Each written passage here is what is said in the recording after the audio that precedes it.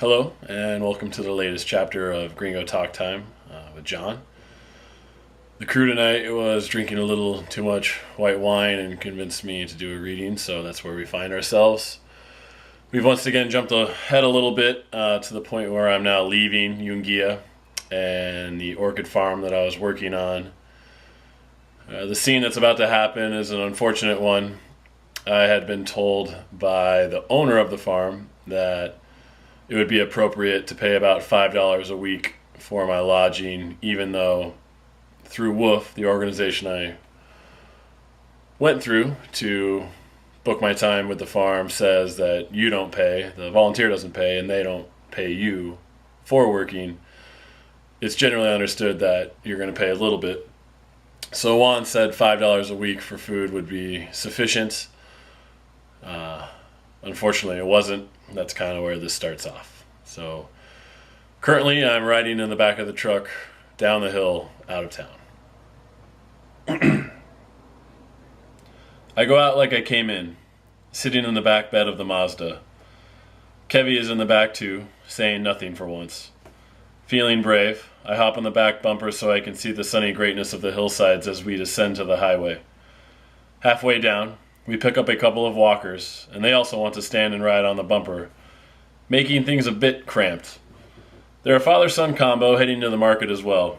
When we reach the pavement, Gonzalo gets the speed up past my comfort level with the others also on the bumper, so I retreat to the safety of the tarp. Who am I kidding? Even if we crash, we're all screwed. Before any more terrible thoughts get into my head, we slow and turn into Calicali. It's just as depressing during the day as at night, with dirty streets and sketchy characters. The bus stop and police station are next to each other, lounging cops and drivers smoking outside their respective building. The Mazda stops on the north side of the empty square, and everyone unloads. I don't see the market anywhere, but Jasmine and Kevy unload the cheese from the back anyways. Squaring to me, Jasmine gives a curt handshake and walks off. Being honest, I at least wanted a hug and was willing to give it. Gonzalo shuts his truck door and approaches. We shake hands and I pull the folded note from my back pocket and hand it to him. Surprisingly, he instantly nips the money from the note, and a cross look clouds his face. This is it? I'm extremely taken aback, not sure how to handle the comment. Stammering, trying to explain. That's what Juan said I pay you. Was normal? $10 for 3 weeks? That's 15 there in total. You eat a lot of food, he replies. This frustrates me, because with the energy that food produced, I did a lot of work on both farms. I worked hard for that food, I come with quickly. Frustrated, I take a deep breath, searching my mind for the right words to defend the position I've been put in. Juan needs to pay you for the volunteers. But Juan doesn't pay me. My head sags and my hands find my hips. I know. I'm sorry. Going into my wallet, I thumb what little is in there. I give Gonzalo another $5, leaving me with $5 for the return to Quito. Gonzalo gives a look that expects more. This is all I can give, I explain. I need bus fare, look. And I open the fold of my wallet to show him the dire situation inside. As fast as he became upset, Gonzalo's edge melts away, and the wide smile I knew for nearly a month returns to his face.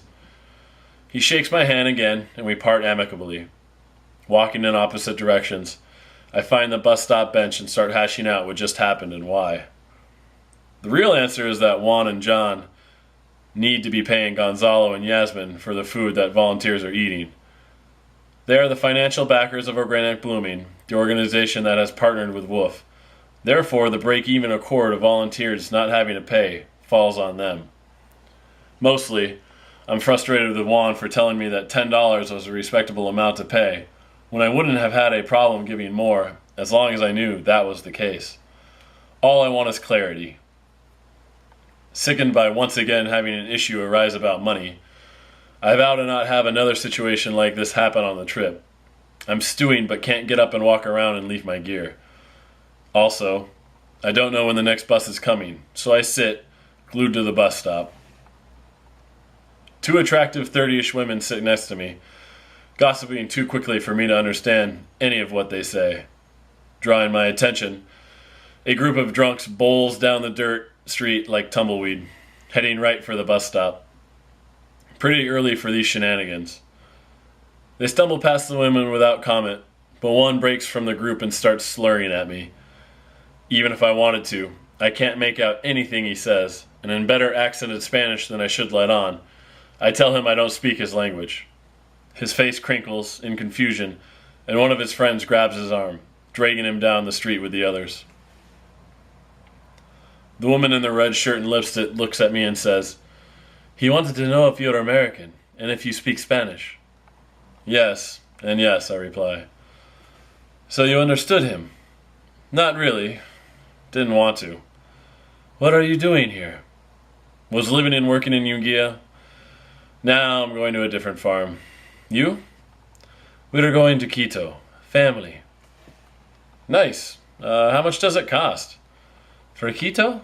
"Yes." $1.40. "Great," I say with too much enthusiasm, but I'm ecstatic to know that I'll be able to make it to Quito at last. "When does the bus come?" I ask finally. "I don't know. It's never regular." She's right.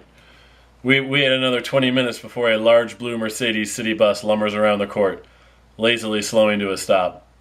The sign in the upper right changes from Cali to Quito as the door opens. The ladies and I part, them going to the back while I stick near the front. I take up an aisle seat so I can watch the passing countryside. Just outside the town, there's a motocross event happening a mile off the main road, drawing quite a crowd of vehicles. Housing is still sparse and limited to cinder block cul-de-sacs, a crop of corn even being encased by the gray bricks. On the edge of Quito, the bus lieutenant doesn't screw me, asking for $1.40 straight up. Publicly run transportation. Clarity. Once we enter into the suburbs, our pace slows dramatically as we stop at what seems to be every traffic light. The bus fills and my row partner changes from a teenager to a mother with lap child to elderly man happy to be alive. The route is mostly along the road that Gonzalo drove in on when I came with him a little over a week ago, and all I want is the bus to keep heading in the direction of the city. Centered in the aisle is a kid wearing a full Batman suit. Outside, we're high enough that I can see over a fence onto a golf course, the first I've witnessed in South America. A pack of road cyclists cruise in line and matching outfits. We're in a nice part of town. The lieutenant passes through and informs me that my dirty clothes bag is tipped. What a class act. Propping the plastic bag up, I glance at my main pack and my name written in Megan's handwriting on the information card. She filled it out for me before we walked out the door, back in Seattle. I tell myself to stop thinking about it. The bus takes a couple turns and veers away from my desired course, pulling into a major transfer station. The signs are confusing and buses come and go quickly. I grab a bathroom break and try to sort things out, but have no luck. I decide to hang out on one of the boarding docks and just ask people where buses are going when they pull up. It doesn't take long before my first opportunity, when a man in a dated suit sidles next to me. "Does this bus go downtown?" I ask him. He answers in decent English, "Where downtown?"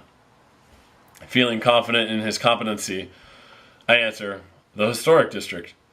Still in English, "This one will take you there."